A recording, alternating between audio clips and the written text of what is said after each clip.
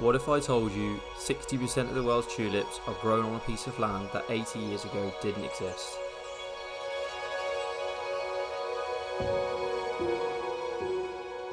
This country, home to just 18 million people, hosts an incredibly unique landscape, history and culture.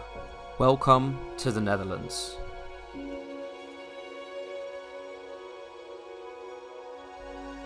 Being able to showcase this landscape and taking a deep dive into this trade is a real privilege.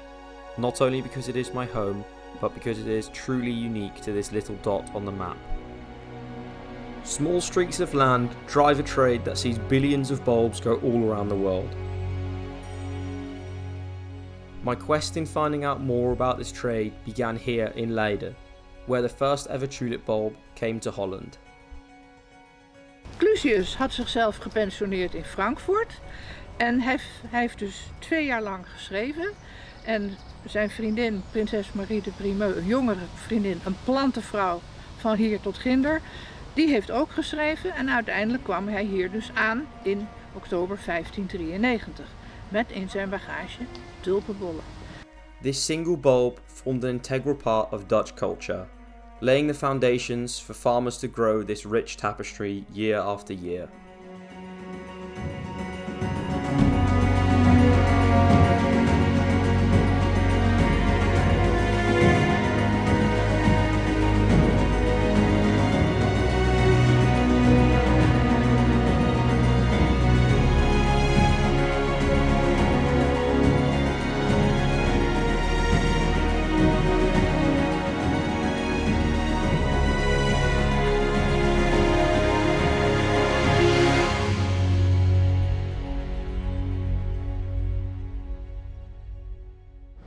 De eerste worden ze een beetje eind maart voor de groer en dan is het van de soortjes uit zeg maar van eind maart tot zeg maar half mei. Dan is het echt over. Dan gaat de keukenhof ook dicht en is het meestal ook wel gebeurd. During this time of year, farmers are hard at work displaying the fruits of their labour for tourists and locals alike, with extravagant parades rich in colour.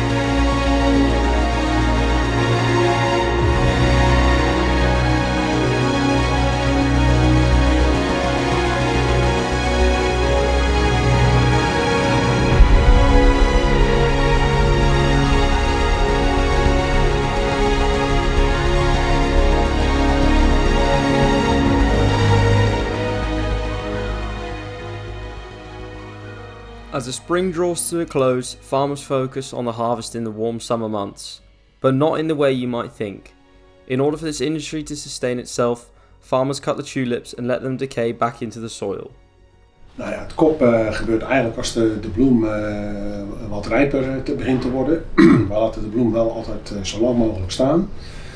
Wij kijken altijd, zeg maar, als de bloemdekblaadjes bijna gaan vallen, dus dan haal ik even langs de stengel.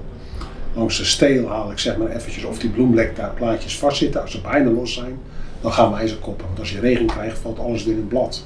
En dat is eigenlijk het verhaal. En je moet zo zien dat koppen, dat is nodig, zeg maar, om de bladstroom te veranderen. Dus normaal gaat de bladstroom naar boven naar de stamper. Maar die moet, als ik hem afkopt, gaat de bladstroom, de sapstroom, gaat eigenlijk naar de boom.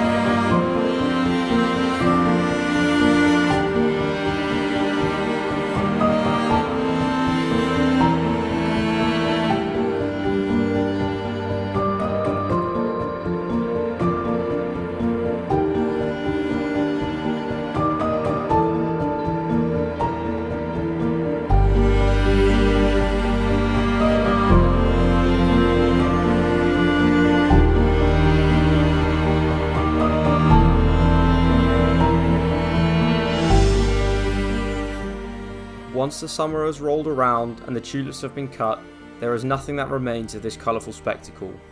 All of the value now lays underground.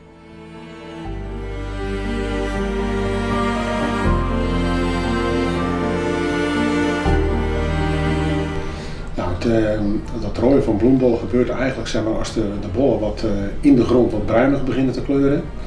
En dat zegt dan iets over dat de bollen bijna rijp zijn. Dus dan als het bijna wat lichte tinten bruin begint te geven, dan gaan we ze eigenlijk rooien. En dan, dan maken we ze eigenlijk, halen we ze uit de grond en dan verwerken we ze in de schuur. En dan gaan we het zand eruit trillen, het laatste zand. Sorteren we ze alvast een beetje op maat. En daarna worden ze gepeld.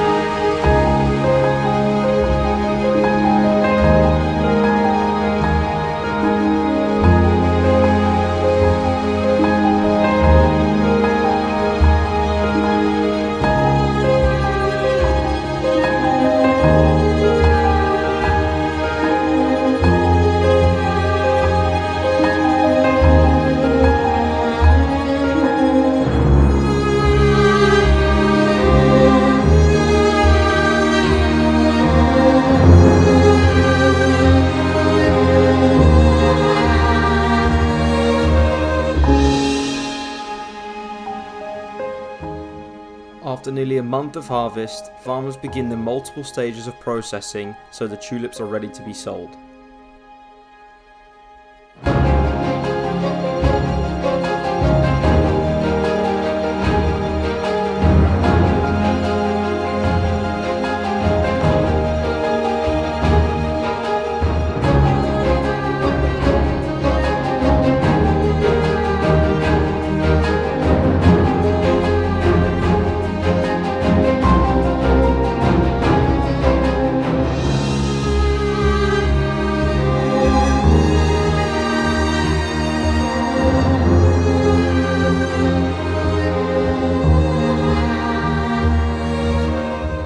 If there's anything I've learned in making this film, it's that these farmers cherish this land and do their best to ensure it stays the way it has for hundreds of years. Let us all take that philosophy and cherish this world and the people around us.